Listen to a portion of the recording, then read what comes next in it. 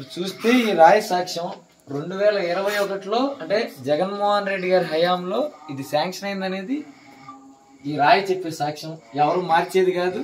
నిన్న కలెక్టర్ గారు పలు నాయకులు, తెలుగుదేశం నాయకులు, ఇదిగోండి చిన్న తాళం చెవి అంటే ఆల్రెడీ ఆయన ఉంటున్న ఇంట్లోకి వచ్చి గృహప్రవేశం చేయించాలనే నెపంతో ఆయనతోనే కొబ్బరికాయలు తెప్పించి, ఆయనతోనే అన్నీ తెప్పించి, పూలు పళ్ళు అన్నీ తెప్పించి చక్కగా ఈ తాళం ఇచ్చారు.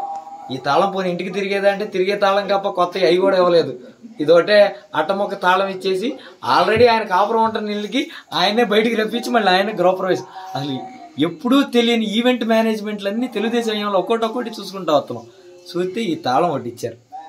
వాస్తవంగా ఇది ఎప్పుడు శాంక్షన్ అయిందనేది ఇదిగోండి 2021-22 ఇది నేను పుట్టించింది కాదు.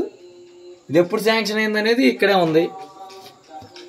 శాంక్షన్ అయిన అంటే చెల్లి పెళ్లికి మళ్ళీ పెళ్లి, ఓసారి పెళ్లి చేస్తారు, మళ్ళీ రెండోసారి పెళ్లి చేసి చూపిస్తాం అన్నట్టు జగన్మోహన్ రెడ్డి గారి హయాంలో శాంక్షన్ అయిన ఇంటికి మీరు ఆయన కనుక్కున్నా. ఇప్పుడు నేనే మాట్లాడుతూ బాబాయ్ నీకు శాంక్షన్ అయింది ఏ సంవత్సరంలో?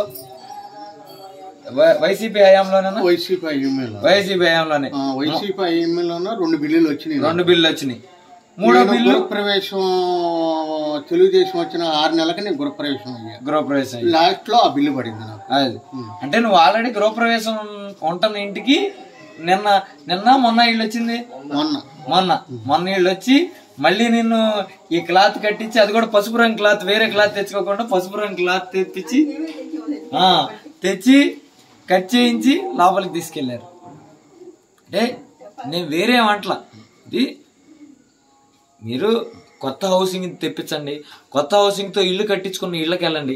వైసీపీ హయాంలో శాంక్షన్ అయిన ఇంటికి, వైసీపీ హయాంలో ఇప్పుడు ఆయన ముందే దిగేసిన ఇంటికి మీరు బయటికి తీసుకొచ్చి మళ్ళీ గృహప్రవేశం చేయించడంలో ఏముందో, ఏం ఆనందం ఉందో నాకు అర్థం కావట్లేదు.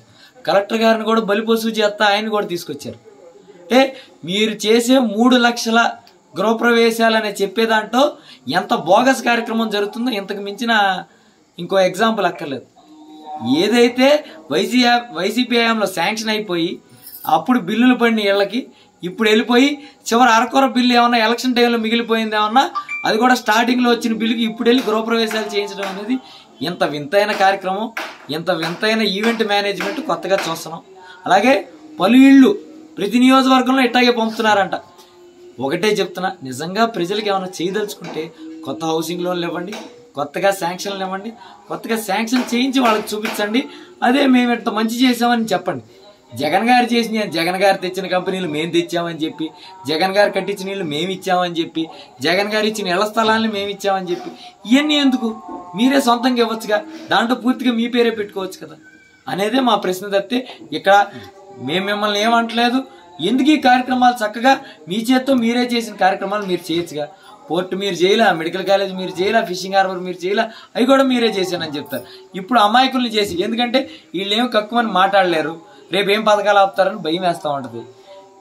మీరేమో బలవంతంగా వచ్చేసి ఇళ్లలో దూరేసి గృహప్రవేశాలు మీరే చేసేస్తే ఎట్టాగా?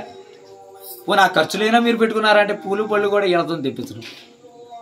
కాబట్టి ఒకటే చెప్తున్నా, ఇది తెలిసి చేస్తున్నారా తెలియక చేస్తున్నారా ఖచ్చితంగా ఆలోచించుకుని ప్రజలను అయితే మోసపూరితంగా ఇట్లా మోసం చేయొద్దు. మీరు మోసం చేస్తే మేము ఇట్టా వచ్చి బయట పెడతామని ప్రతి తెలుగుదేశం నాయకుడికి తెలియజెప్తున్నాను. ఈ టైంలోనే నాకు ఇల్లు సెలక్షన్ అయింది. అయితే నాకు వైసీపీ ప్రభుత్వం ఉండగానే నాకు 2 బిల్లులు కూడా పండి. తర్వాత మాత్రం తెలుగుదేశం వచ్చినాక 6 నెలలకి నాకు ఇల్లు గృహప్రవేశం చేశా. ఇల్లు ఎప్పుడు పూర్తయింది? ఎప్పుడు స్టార్ట్ చేశారు? నేను 1.5 మొత్తం నా 12తో అయిపోయింది. ఏ గవర్నమెంట్లో స్టార్ట్ చేశారు? నేను వైసీపీ గవర్నమెంట్లో స్టార్ట్ చేశాను.